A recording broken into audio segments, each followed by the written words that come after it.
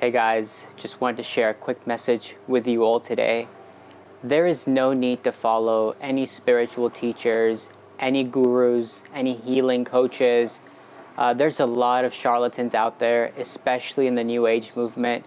So just be very careful of where you get your information from and who you choose to listen to. Even I would say don't follow any psychiatrists.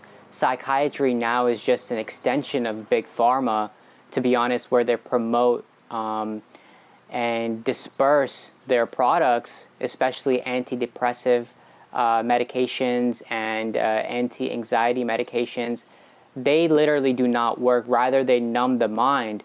It's like pretty much putting a Band-Aid on a stab wound. You know, it makes the wound even worse. It causes more infection. You can take that metaphorically.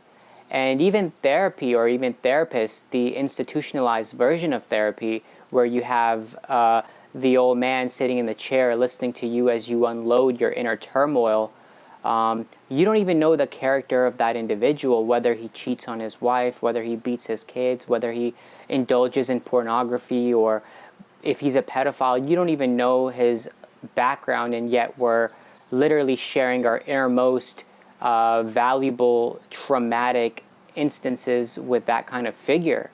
And that is just a substitution of the confessional priest that we used to share our sins with in the previous millennia, and still do to this day in Catholicism. And so it's just been, subverted, just substituted for the modern day therapist, and Jung would be completely against all of this, because Jung, as a proponent of shadow work, especially the psychic version of shadow work, Jung talks a lot about the psyche.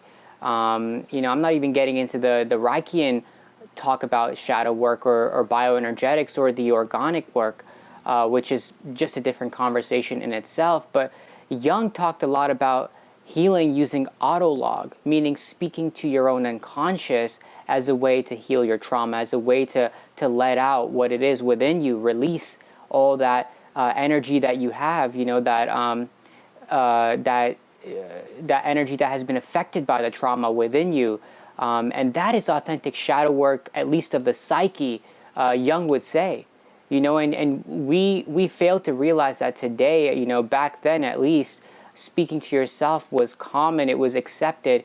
If you look into the poet and mystic Alfred Lord Tennyson, it's been said that he would go on long walks in Britain, and he could be heard speaking to himself and sometimes even chanting his name. And all of that has been very accepted, or it was very accepted in the past. But now it's like, if you even talk to yourself, people think of you as crazy or schizophrenic, or, you have some psychological issues, which is the complete opposite of what it does. Even when you go and talk to friends and family, you're ultimately trying to release that energy, and you speak your problems to your close friends or your close family members, and you're ultimately speaking to your own unconscious.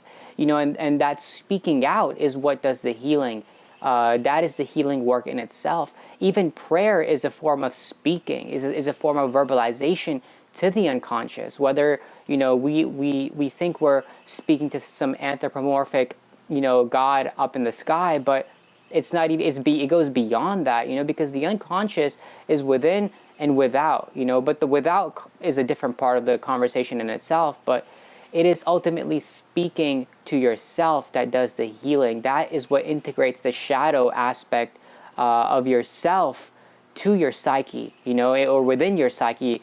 And that's something we should not discount. So I would say forget finding any healing modalities externally, and understanding that all healing can be done internally. You don't need any person. You don't need to pay thousands of dollars to hire anybody to waste your time to be stuck to these addictive medicines. And and if we don't speak to ourselves, that's what leads to escapism. That's what leads to us being addicted to the culture out there, of the drug infused, the over sexualized, hyper sexualized culture. And not even that, we're as far away as we can be from understanding true psychology and integrating psychology in our everyday life, in our daily activities, in our day-to-day moments. And that's very crucial to healing of all sorts, because, we all go through trauma, we all go through suffering, we all go through what it is that life's challenges brings, but that's what I wanted to share with you guys today. Do your own research, get further into this topic. Hit me up for any resources, hit me up for any guidance when it comes to I can recommend some great authors to you guys. Check out some books, read, do some of this work, and get into bioenergetics, because ultimately trauma is stored in the body, and it is through practices like Tai Chi, Qigong, martial arts, and even some forms of yoga that we can release this trauma that's within the body. But that is a different conversation. It'll be a different video I'll get into. But thanks for tuning in. Peace out, guys.